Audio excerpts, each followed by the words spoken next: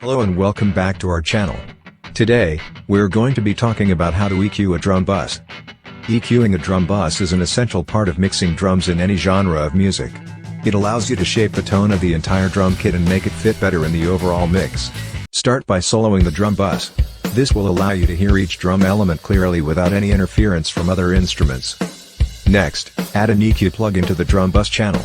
You can use any EQ plugin of your choice, but we recommend using a parametric EQ as it gives you more control over the frequency spectrum.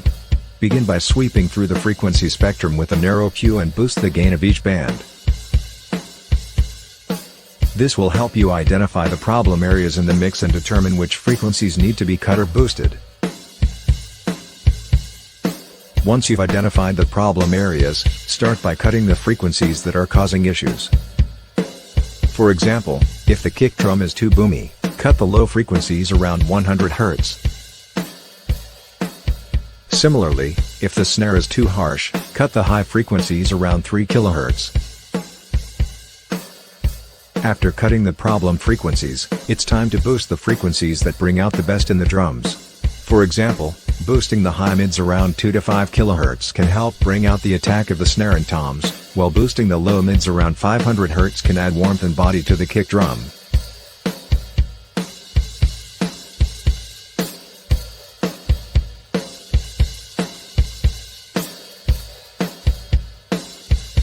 Use the spectrum analyzer to see the frequency response of the drum bus. This can help you identify any peaks or dips in the frequency spectrum that may be causing issues in the mix.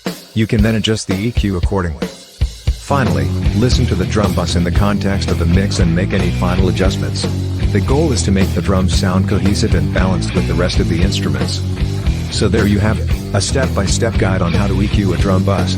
Remember, EQing is all about experimentation and finding what works best for your mix. Don't be afraid to try new things and trust your ears.